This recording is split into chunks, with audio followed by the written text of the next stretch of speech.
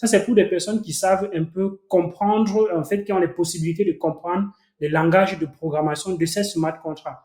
Moi, par exemple, je comprends. Donc, quand je vais dans un smart contract, je comprends exactement la logique métier qui est à l'intérieur et je peux comprendre si derrière, il y a des failles qui ont été volontairement mises dans les smart contracts ou bien c'est quelque chose qui est exactement correct. Donc, la finance décentralisée n'est pas totalement décentralisée parce qu'il y a un organisme derrière qui code cela et qui peut clairement modifier des paramètres à l'intérieur, d'où le processus de gouvernance parce qu'on va vous donner un token et ce token va dire, OK, ça te donne un pouvoir de décider des paramètres qui pourraient être changés dans le smart contract. Une fois que la communauté a décidé de comment est-ce que les paramètres peuvent être changés dans le smart contract que j'ai codé, alors les personnes qui sont en charge vont exécuter ce que la communauté a décidé. C'est ce qu'on appelle la gouvernance, en fait. Donc, il y a une certaine forme de décentralisation, mais il y a clairement encore une certaine forme de centralisation d'une certaine façon. Mais c'est une centralisation décentralisée, un peu comme le CEO Champenzan aime bien dire, c'est CDFI, Centralized Decentralized Finance, en fait. Bah, si moi, je possède 50%, même s'il y a quelques gus qui possèdent 50% du reste des droits via le token, je centralise quand même un peu quelque part. Oh, oui, c'est pour ça qu'on étudie minutieusement les tokens métriques qui est donc comme ça, qui est donc comme le token est redistribué. Comment est-ce que le processus de redistribution du token, ça fait Un peu comme, partie. pour faire le parallèle peut-être avec un gouvernement et le Parlement, prenez un petit peu dans la vraie équation, prend le cas de la France, le précédent quinquennat, là où la majorité, en tout cas le président avait la majorité absolue au niveau du Parlement. Le fait d'annoncer une loi, c'est juste pour suivre le protocole. Quelque part, ils savent que la loi va être votée vu qu'ils possèdent justement la majorité absolue au niveau des votes, quoi. Oui, oui, oui, c'est exactement ce qui s'est passé avec même des plateformes comme Terra Luna, parce qu'on a accusé cette plateforme d'être hyper centralisée, vu que le vote qui a été proposé pour diviser la blockchain en deux, pour faire ce qu'on appelle un hard fork, donc une copie de la blockchain, ce vote-là a été contesté parce que plusieurs personnes estiment Tu peux que. donner un peu de contexte rapidement pour que les gens puissent comprendre pourquoi est-ce que ils ont été amenés à justement faire une copie de ce truc-là pour, entre guillemets, sauver peut-être le projet. Oui, pour entre guillemets sauver la blockchain, c'est tout simplement un stablecoin qui est une crypto-monnaie qui est normalement censée être stable ou bien mimer le comportement d'une monnaie stable, un peu, en fait, d'un actif stable, pas forcément une monnaie, d'un actif stable, un Mm. peu comme l'euro, le dollar, l'or, ainsi de suite. Ce sont des trucs qui sont quand même considérés stables parce que l'économie classique, il n'y a pas beaucoup trop de volatilité à l'intérieur. Donc, si on a un token qui mime le comportement de ces actifs-là, ça peut être considéré comme un stablecoin, donc une crypto-monnaie stable.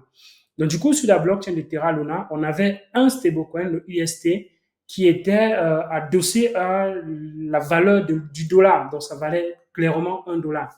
Mais dans son mécanisme de fonctionnement, il y avait possibilité de créer, en fait, c'était un stablecoin dit algorithmique qui est créé à partir d'une autre crypto-monnaie qui était le Luna. Donc, à chaque fois qu'on voulait créer un UST, on brûlait une partie du Luna pour créer le UST. Ça fait on n'a pas créé le UST ex nihilo. Ça a été créé à partir de 1 dollar de Luna. Donc, le chemin inverse également était possible. Donc, si tu veux redeem, donc si tu veux redonner ton UST pour avoir le Luna, c'est également possible. On va donc brûler ton UST et on va te donner l'équivalent en Luna. Mais clairement, à un moment donné, le UST a souffert d'une attaque de manipulation du marché avec de gros volumes de quantités de UST qui ont été vendus en faisant comme ça, dumper, en faisant comme ça, perdre de sa collatéralisation. Et comme ça a perdu sa collatéralisation, il y a donc eu un effet de panique dans le marché. Vu que ça en valait plus 1 dollar, plusieurs personnes ont donc commencé à acheter majoritairement pour aller revendre pour avoir 1 dollar en Luna. Et en faisant cette action-là, ça a entraîné le Luna dans ses plus grands abîmes, en fait.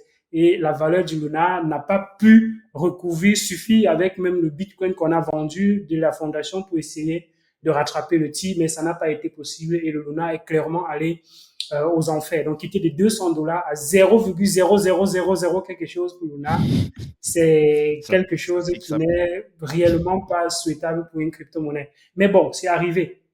Et quand cela est arrivé, le CEO de cette entreprise Dunon qui a fait une proposition de loi en disant, OK, on va abandonner cette blockchain-ci et on va recréer une autre blockchain avec il n'y aura plus de stablecoin.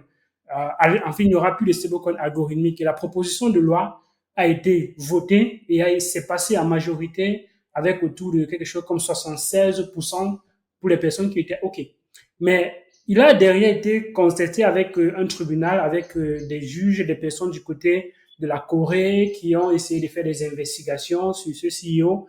Et il en ressort que clairement, avec des entreprises offshore, il y a une grande quantité de UST qui ont été utilisés pour manipuler le vote. Donc clairement, le vote allait passer, même si les gens ne votaient pas, ce vote allait Mhm. passer. Donc c'est un peu ça la centralisation d'une. Genre, c'était les entreprises offshore qui achetaient des droits pour que son nom ne s'affiche pas en face, pour que, in fine, globalement, il ait la majorité absolue lors du vote, quoi. Oui, exactement, exactement. On parle de tout de 17%. Et 17%, c'est déjà beaucoup, c'est déjà beaucoup quand même. Du coup, ce n'est pas forcément de ce type de centralisation qu'on a dans les plateformes de finances décentralisées, bien qu'il peut aussi avoir cela.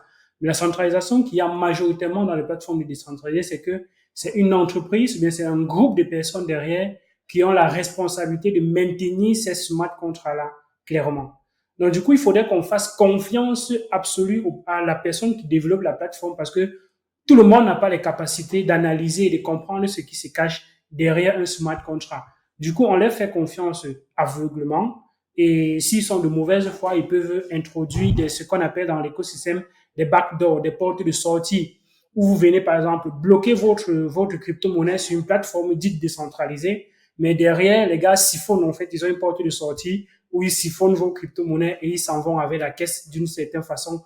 On a déjà observé cela. Donc, il y a des arnaques et des subtilités comme ça qui existent. Mais réellement, le contexte en lui-même, le concept en lui-même, il est quand même novateur parce qu'aujourd'hui, pour prendre, par exemple, des emprunts dans l'écosystème, dans la banque classique, il faudrait parfois des jours pour avoir un prêt, un crédit. Et tu dois toujours déposer un collatéral, par exemple. Ça doit être garantie d'une maison, garantie d'un terrain, ainsi de suite. Donc, tu dois toujours déposer quand même ce qu'on appelle une garantie. Or, dans la Mhm. finance classique, on a également ce qu'on appelle, dans la finance décentralisée, on a également ce qu'on appelle des collatéraux. Je veux prêter une crypto-monnaie, par exemple, on va se dire, OK, je dépose quoi comme collatéral pour faire cet emprunt? Et là, et cet emprunt se fait instantanément avec les taux qui sont connus et le taux varie en fonction de l'offre et de la demande. Les mécanismes sont connus et clairs. Or, dans une banque classique, les mécanismes de taux d'intérêt, c'est pas les mêmes pour tout le monde. Nous deux, nous allons à la banque, nous n'aurons pas forcément le même taux d'intérêt. Ça va dépendre soit de la confiance que la banque a avec toi, soit de la hauteur de ton crédit, soit du risque que tu. Donc, il y a beaucoup de paramètres qui font en sorte que ce n'est pas forcément équitable. Donc, du coup, pourquoi cette inégalité? Quand certains États, par exemple, vont dans les organismes comme le FMI, le Fonds monétaire international, pour prendre le crédit, est-ce que vous savez que les pays africains payent plus d'intérêts quand ils prêtent de l'argent que les pays européens, par exemple? Et ça n'a pas de sens. Comme un pays qui est dit pauvre, quand il prête, il a plus d'intérêts qu'un pays qui est riche. Ça n'a pas de sens.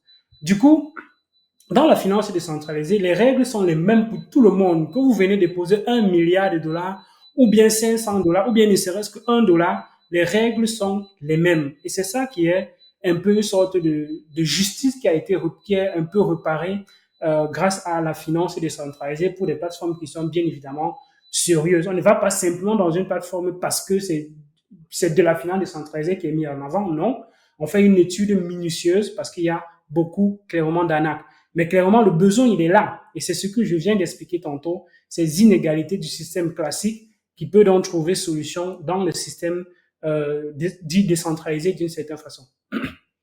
Yes. De toutes les façons, c'est des sujets qu'on va traiter de long en large dans les prochains épisodes en profondeur, comme je disais tantôt en début d'émission.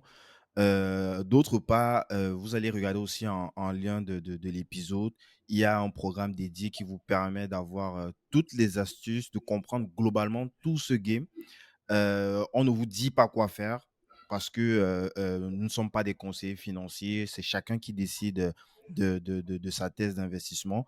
Mais il est important d'avoir cette connaissance didactique qui te permet en fait de pouvoir appréhender chaque projet et de décider à la fin euh, en étant data-driven ou alors en ayant en tout cas tous les détails qui te paraissent toi cohérents pour rentrer ou pas dans un projet, quoi. Donc, vous allez trouver ça en description d'épisode.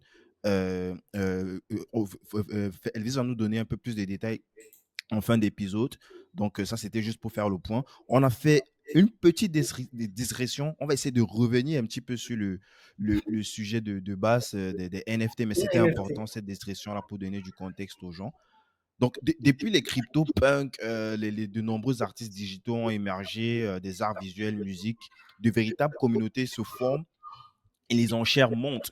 Donc, par exemple, il y a l'œuvre numérique, je crois, Every Day, The First 5000 Days de Beeple, ouais, qui a été vendu à près de 69,3 millions de dollars. Euh, comment est-ce que c'est possible ce genre de... Enfin, pour moi, ça sort un petit peu du champ des possibles. Je ne suis pas certain que dans la vie réelle, ce sont des toiles ou des produits qui peuvent se vendre à ce type de prix démesuré. Je n'ai rien contre le fait que la personne a fait du cash derrière, hein. Donc, c'est juste pour comprendre pourquoi est-ce que c'est possible d'aller jusqu'à ce type de marge, hein, jusqu'à ces prix qui dépassent, tu vois, l'imaginaire collectif, quoi. Ok, super. L'exemple que tu as pris, c'est un exemple qui est... bon, là, tu prends quand même l'œuvre d'art qui s'est vendue le plus cher de l'histoire des NFT d'une certaine façon. Mais clairement, d'abord, pour revenir un peu sur les NFT, je vais te poser une question. Bon, peut-être si tu réponds, c'est vrai, peut-être c'est pas à moi de poser les questions, mais je vais quand même essayer de, je vais te poser une question On pour faire le échange. débat et qu'on échange un peu. Je crois que je vais rebrander le nom de l'émission. En tout cas, de cette section de l'émission, ça sera le King et le G, quoi. Donc, toi, le King et moi, le G. Ok, ok, ok. Bon, ça c'est juste pour savoir déjà ce que tu penses et après je vais répondre à ta question clairement. Donc, Mhm. déjà, dans la vie réelle, est-ce que tu sais qu'il y a des œuvres d'art qui se vendent à des milliards et parfois ces œuvres ne ressemblent à rien? Ah, là, on va se prendre des insultes sur les réseaux, quoi. Quand tu dis que ça ressemble à rien, pour les gens qui Non, achètent, oui, non, j'imagine que... non, clairement, je ne vais pas me cacher pour dire ça, parce que moi, je n'ai pas la capacité d'analyser peut-être en détail d'un certain nombre de façons une œuvre d'art, ok? Mais moi, quand je regarde parfois certaines œuvres qui sont vendues à des prix vraiment exorbitants, des tableaux qui parfois ne représentent, ça n'a ni beauté ni esthétique, c'est un peu comme la mode. Tu vas pas me dire que forcément, quand tu vas dans les défilés de mode où tu vois ces mannequins défiler avec des vêtements qui ne ressemblent parfois à rien, tu vas dire que c'est beau. Non, même si ça vaut autant cher. Donc, clairement, C'est pas mon d'abord, style, en tout cas. Mais je n'ai pas les éléments matériels pour analyser la psychologie de non, ceux qui non, non, achètent. S'ils mettent ce prix, c'est parce qu'il y a c'est une pas valeur, quoi. non, c'est pas une analyse pour essayer de comprendre la valeur. C'est un aperçu. Toi-même, qu'est-ce que tu ressens? C'est ton ressenti. Qu'est-ce que tu Peut-être vois? c'est culturel aussi, des fois. Nous, des trucs qu'on va trouver beaux, par exemple, chez nous, en Afrique, au Cameroun, peut-être ça semble moche pour... non, non, non, pas chez nous. Non, Généralement, l'inverse, ils apprécient plutôt ce qui viennent chez nous et puis ouais, c'est bon, non, quoi. moi, je J'allais pense que quand même, il y a des choses qui sont universellement bonnes, quoi belles. du... Mhm. Quand tu vas montrer quelque chose de beau à quelqu'un, il serait difficile que la personne dise qu'elle n'est pas belle. Que